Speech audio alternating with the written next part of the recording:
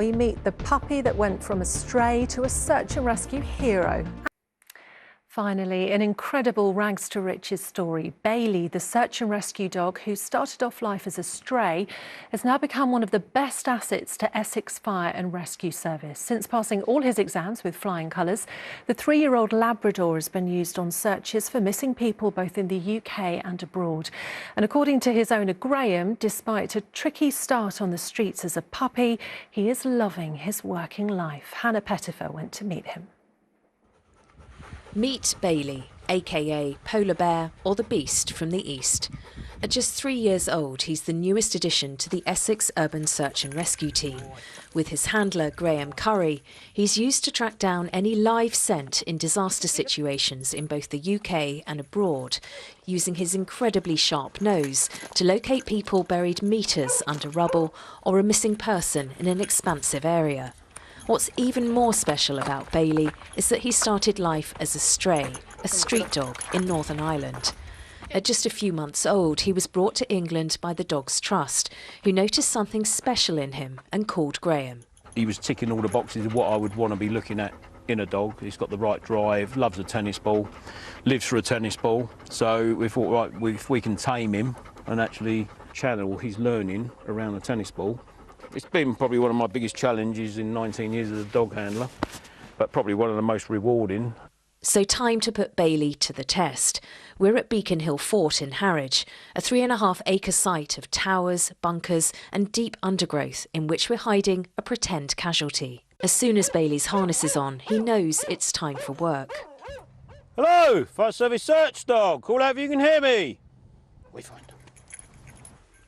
So if this was an earthquake, now we're overseas, or a gas explosion here in the UK, we want that dog to search every area because there could be the minutest of scent actually coming off.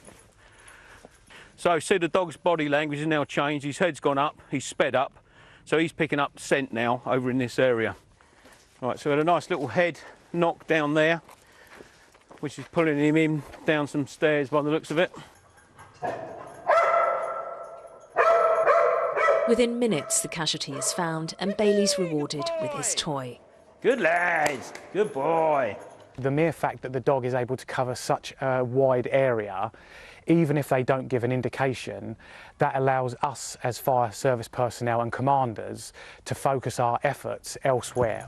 You know, he will cover the areas, as you've seen, so quickly, and it just makes responding to absolute catastrophes so much easier. To Bailey, though, it's all a game. But Graham believes those streetwise skills he gained as a stray have helped him become one of the best. Hannah Pettifer, ITV News. Isn't he amazing? Finally, how do you persuade a brown bear to go and see the doctor, especially when the procedure involves a tricky scan, sharp claws and some big teeth? That was a problem facing the keepers of Boki, the brown bear, who've been suffering from seizures. Well, John Ray takes up the story. Life has not been kind to Boki. As a cub, cast out by his fellow brown bears, and now a series of brain seizures. Hey, you all right? What are you doing? That left his adoptive family with a tricky question: how to get inside the head of a 115-kilogram creature who might not care to cooperate. It's an extremely challenging situation.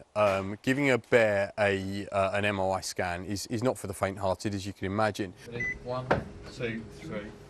The answer was powerful anaesthetics, sweetened by honeyed water, and then a gentle touch not to wake the slumbering giant. I'm probably a bit nervous, to tell you the truth. For this is a procedure traumatic enough for many a human being, and extremely rare for a bear. Yeah, he's a big boy, but scanning this brain behind me is not that different to scanning a human. It's just the logistics of getting a patient that wouldn't be too happy if he woke up into that scanner. The diagnosis is water on the brain, and the treatment probably surgery. But Boki's keepers at the Wildwood Trust in Kent are hopeful he'll soon be back to doing what he does best. No longer a bear with a sore head. John Ray, ITV News. Oh, that is all for now.